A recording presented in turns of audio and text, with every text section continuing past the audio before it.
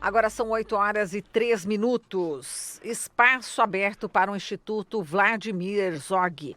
Começa na próxima semana o evento Seminários Regionais, organizado pelo projeto Respeitar é Preciso, do Instituto Vladimir Herzog, em conjunto com a Secretaria Municipal de Educação da cidade de São Paulo. O evento acontece em 5 polos do município, com diferentes grupos das 13 diretorias regionais de ensino, para o debate sobre práticas na área da educação e direitos humanos que acontecem nas unidades escolares. A proposta é que essas experiências colaborem na reflexão sobre como gestores e docentes podem aprimorar as relações no ambiente escolar. Este ano, além dos 5 dias de análise de casos e oficinas, os seminários contará também com um evento de abertura na próxima segunda-feira, dia 16, com uma palestra para profissionais da rede municipal do professor Mário Sérgio Cortella, além da apresentação de coral e slam. E é justamente para falar sobre esse evento, seminários, regionais, que estamos aqui com a Celinha Nascimento, que é formadora do projeto Respeitar é Preciso, e também o Giancarlo Miranda, professor responsável pelo grupo de slam, composto por alunos e alunas do ensino fundamental, e também ele é responsável pela comissão de mediação de conflitos na escola. Vamos falar aqui com a Celinha inicialmente. Bom dia para os dois. Bom dia, gente. Prazer recebê-los. Igualmente. Bom, Celinha, vamos falar dessa importância, desse evento, seminários regionais, nas unidades escolares. Vamos lá, então, bom dia a todos. É o segundo ano do seminário, quer dizer, é o segundo seminário, tivemos um ano passado. E esse é um momento para a gente super importante, porque são 5 dias que as escolas falarão com elas mesmas, quer dizer, com os colegas, falarão das suas experiências, dos seus casos de avanços, de retrocessos, de dúvidas. Então, não é um momento só de falar do que deu certo, mas é também dos percalços, daquilo que precisa ser corrigido. Então, precisa ter um pouco de coragem também, para enfrentar isso, aquilo que não foi tão bom. Então, é um momento para a gente muito esperado, porque essa troca de experiências também é para falar das dificuldades e se encorajar no outro, se inspirar no outro. É uma grande troca de experiências. Então, a gente prepara isso com um tremendo carinho, dedicação e muita responsabilidade, Então, são 5 dias muito intensos, além da abertura, como você falou, que é agora na segunda-feira. Exato, e Mário Sérgio Cortella, hein? Pois um nome bacana, então, que vocês conseguiram. A gente fala dele e todo mundo fica muito animado de ouvi-lo, enfim, uma pessoa que gosta de conversar com a educação, já foi secretário, de educação, Sim. enfim. E ele escolheu um tema, vou até ler aqui, porque o título é um pouquinho comprido, Impacto dos Valores e Preconceitos nas Relações Interpessoais, que está bem afinado, enfim, com o que é o Respeitar é Preciso, que a gente vem desde 2014 falando disso. O que é uma educação em direitos humanos. Então, não é uma educação para os direitos, então ninguém vai se preparar para algum dia exercer seus direitos, e nem uma educação em direitos, sobre os direitos. Então, uma educação em direitos. Então, falando assim, bem pobremente, como é que você faz fazendo, no gerúndio? Sim. Como é que você atua nisso 24 horas por dia? Na sala de aula, no pátio, na quadra, na merenda, todo o tempo. E nesse contexto de governo Bolsonaro, Pois muito importante, Então, acho que este ano o seminário, inclusive, ganha esse novo contorno, porque se o ano passado a gente tinha uma questão de um cenário interno, então como que internamente as escolas vinham se apropriando da educação em direitos humanos, vinham se apropriando da comissão de mediação de conflitos, que é recente, que é do 2016, esse ano nós temos um cenário externo. Então, se antes a EDH e a comissão eram importantes, hoje elas são urgentes. Então, você tem uma mudança de cenário. Então, a gente acabou de ver lá o governador querendo tirar os livros de ciência, um ataque à cultura, um ataque à arte. E disso o Giancarlo pode falar com muito mais precisão e enfim, dedicação. Quer dizer, então, hoje você tem um cenário externo que também mudou. O ano passado, a gente falava tudo isso dentro de um contexto de muita esperança, de vamos lá, vamos tocar nessas questões, imaginando que a gente tinha um apoio, digamos assim. hoje um cenário de contraposição. Era antes da eleição, né? Exatamente, foi. Depois... A gente fez em agosto do ano passado. Exato. Então, hoje você tem um cenário que é de contraposição, né? Então, é isso. Tornou-se a urgência do assunto. Exato. E Giancarlo, conta pra gente, exatamente, nasceu dessa mediação de conflitos na escola, o grupo de Islã. Conta pra gente como é que foi. Isso, Marilu. Na verdade, nós já trabalhamos com essa mediação de conflito há algum tempo, né? Através de formações que nós tivemos com o Instituto, o Respeitar é Preciso, e através dessa situação é que nós achávamos importante, necessário, imprescindível que os alunos e alunas tivessem acesso a isso, trabalhando, fazendo algo, né, acontecer dentro da própria escola. E é por isso que a gente começou a criar essa situação com relação ao Islã, que na verdade uma batalha. Porque às vezes o pessoal não Isso. sabe, né? Islã, tá falando alguma coisa lá, né? De outra região do mundo, Islã. É interessante, Mas né? conta como é que é essa história. Porque na verdade é que assim, Islã? o Islã, de verdade mesmo, essa palavra, ela é uma onomatopeia, né? Então ela surge lá em Chicago, ainda nos anos 80, com o Mark Smith. Era um poeta que existia em Chicago naquela época. Ele não era um Chicago boy, tá? e ele criou, né, essa palavra. Ela vem daquela questão, né, de um barulho muito forte que existe, né? Antigamente nos quadrinhos o pessoal via, né, as palavras aparecerem quando um herói batia no vilão, aí fazia isso, aí tinha lá Islã. E a partir disso surgiu a palavra como sendo o Slam Poetry, que seria a batalha de poesia, né? Porque essa poesia que a gente faz no Islã é uma poesia barulhenta. Ela é diferente daquela poesia declamada, mais silenciosa, mais calma. A intenção dela é justamente o oposto, fazer barulho. Por isso que meio que foi usado essa palavra, o Islã. E aí, vindo aqui para a nossa realidade do Brasil, já nos anos 90, comecinho dos anos 2000, ela começa a acontecer em vários locais, principalmente aqui em São Paulo, e ela vai para o subúrbio, vai para a periferia, vai para as comunidades, né? Hoje nós temos slams muito conhecidos, né? O principal hoje, mais conhecido, é o Slam da Guilhermina, mas nós temos vários outros slams itinerantes, né? Que acontecem todo o ano, e todos os anos agora, desde 2014, nós temos o Slam interescolar. Inclusive ontem eu estava falando com o Emerson, que é o Emerson Alcalde, que é um dos responsáveis por essa programação, que reúne estudantes do estado de São Paulo para fazer essa competição. Então, na verdade, o Slam ele surge da necessidade, no caso nosso, lá na escola, né? Fala da escola. Isso, na MF Professor Rivadavia Marques Júnior, lá em São Mateus, aqui na Zona Leste. E é por causa da necessidade de falarmos sobre direitos humanos, de colocar isso em prática, que a gente tenta criar um espaço e um período de tempo para trabalhar essas questões. E você também, diga, e aí? E aí os alunos vão fazendo as suas próprias poesias, vão colocando os seus sentimentos, suas sensações dentro desses textos e vão colocando para fora. Para fora. E você também sabe fazer essas poesias? Você faz? Conta aí. Eu sou mais ainda da parte tradicional, né? Durante a época de faculdade, né, fiz letras, fazia muita poesia, a gente trabalhou em vários grupos de saraus, mas assim, eu ainda não encampei muito a questão, porque precisa ter mesmo uma questão da corporeidade, a interpretação. O corpo também. Isso legal. Tem outros, né? Principalmente os alunos aí têm muito mais facilidade do que eu. Exato. Então, para esses meninos, meninas, né, que fazem o Slam, participar desse seminário, né, desse ciclo de seminários, é muito importante. Qual que é, enfim, o crescimento, né, para eles nesse sentido? Eu acho imprescindível, porque é uma maneira de mostrar para eles que eles estão sendo ouvidos.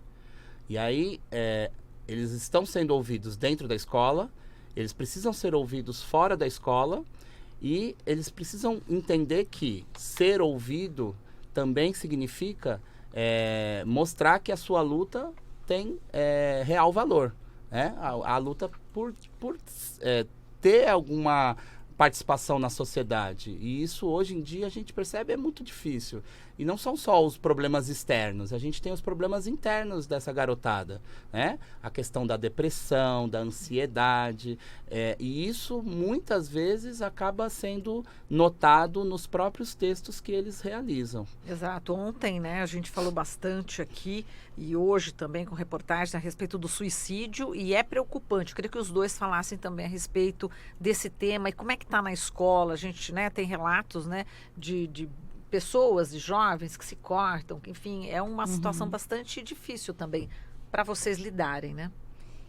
Sim, acho que esse mês em especial, que é o Setembro Amarelo, enfim, essa discussão do suicídio. Essas questões todas entraram na escola, né? Algumas suavemente, outras chutando a porta, como a gente diz. Na verdade, não é que entraram, elas sempre estiveram, mas evidentemente com muito mais alunos e uma sociedade também um pouco mais adoentada, isso entra com mais vigor, com mais dificuldade.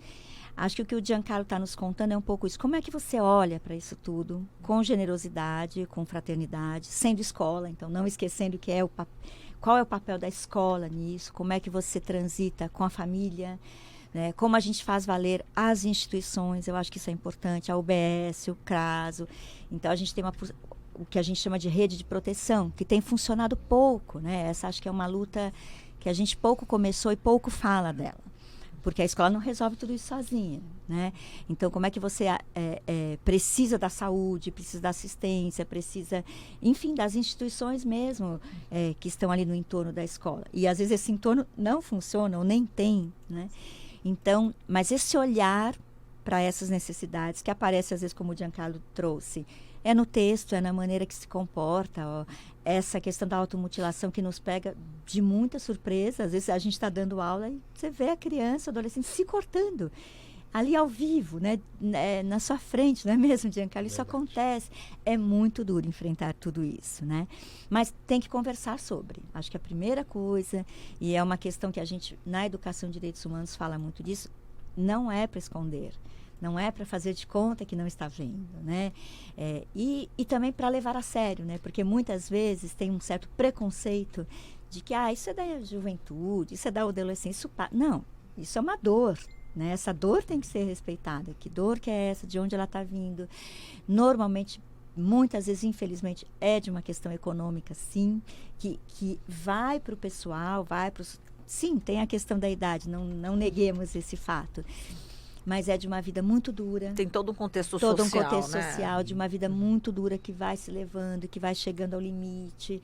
Então, e acho que o Giancarlo me trouxe aqui, antes de começarmos a entrevista, um dado que para mim foi muito triste, de como as escolas estão fechando salas de leitura para ter salas de aula. Isso já foi feito em ambientes de educação infantil, fechar parque, fechar área de lazer. Isso é uma luta que a gente precisa começar a pensar sobre ela. Não pode, né? Quer dizer, eu dizia ainda há pouco, nesse cenário externo de combate à arte, à cultura, a gente não pode permitir isso, porque são nesses cenários que essas dores muitas vezes são vividas. No contato com a arte, com o corpo, que isso flore de um jeito, de uma dignidade, não que não tenha dignidade em outros momentos, mas quero dizer, isso floresce de um jeito diferente, que o professor consegue captar, né? Então, quando o Giancarlo me contou isso ainda minutos atrás, eu disse, não, de maneira alguma. A gente não vai deixar fechar salas de leitura nem quadras, né? Porque isso reflete o que a gente está vendo aí fora, né? Exato. Então, acho que esse olhar sensível para essas dores, a gente tem muito no nosso radar. Perfeito. Giancarlo? É difícil porque nós percebemos que há um movimento hoje em dia contrário àquilo que a gente tem lutado de anos para cá, com relação a essa questão. As pessoas muitas vezes estão se preocupando em ter o aluno em sala de aula apenas para mantê-lo dentro da escola e em alguns momentos não se vê uma preocupação com a qualidade. A gente percebe isso como em exemplos citados como o que a Celinha falou agora há pouco, do governador, né? Sim. Tentar bloquear a entrada de informações, de livros, né? A gente vê a questão lá no Rio de Janeiro com o prefeito se envolvendo numa situação assim que a gente acaba percebendo que é surreal, porque ele nem sabe do que está sendo falado. Não é possível que ele tenha entendimento sobre aquilo para ele falar que não é censura. É censura, sim. E a gente percebe que existe uma guinada a essa maneira ditatorial, autoritária de lidar com essas questões. E na educação, o que menos a gente precisa é de censura. A gente precisa, sim, abrir as coisas, a gente precisa quebrar esses tabus, para, através dessa fala, dessa conversa, desse relacionamento com os alunos, a gente conhecê-los melhor. A juventude mudou. E obviamente, com esse mundo em que nós estamos inseridos, fica difícil a gente falar de questões que a gente não conhece. Nós, como professores, como gestores, como coordenadores, precisamos ter acesso a esse mundo deles. Obviamente, a gente não é psicólogo, a gente não é psiquiatra, mas a gente, como professor, a gente precisa, pelo menos, estar dentro dessa rede de apoio, essa rede de proteção.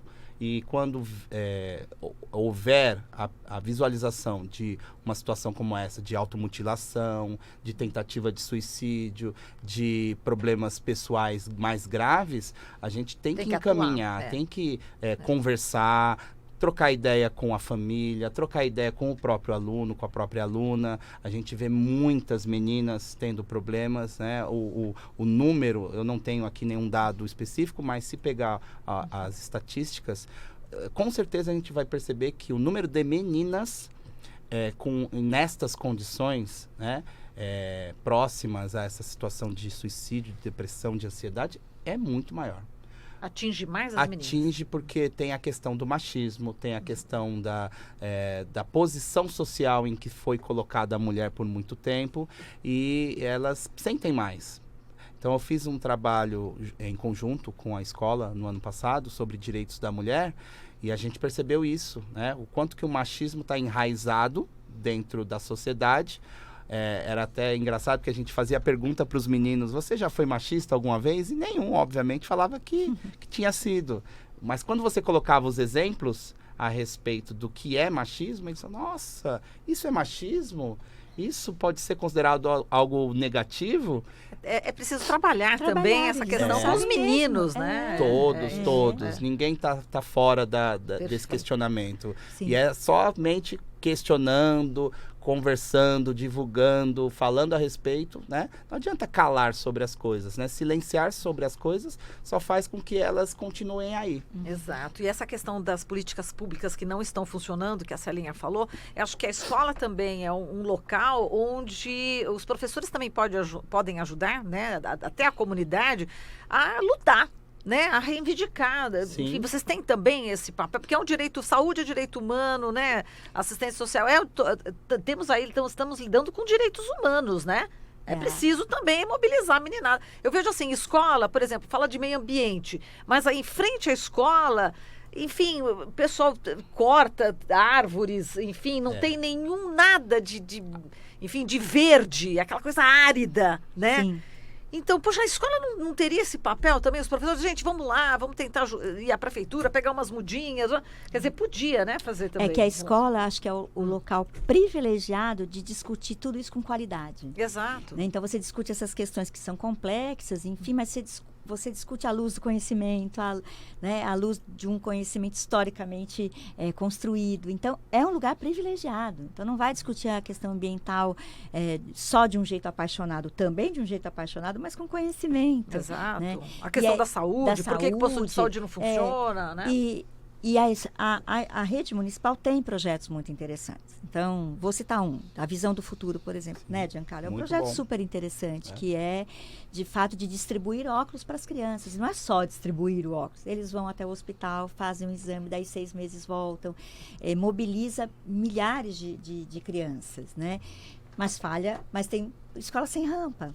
Escola sem rampa, inclusive, uma porção, que não tem a arquitetura que precisaria ter para receber cadeirantes. Você não tem perua para levar todas as crianças. Então, é uma luta ainda muito grande, mas é um lugar privilegiado. Acho que essa é uma questão que a gente tem que sempre manter firme para a gente mesmo. Perfeito. É onde se discute, se luta, e na reunião de pais você os ajuda a entender essa luta também.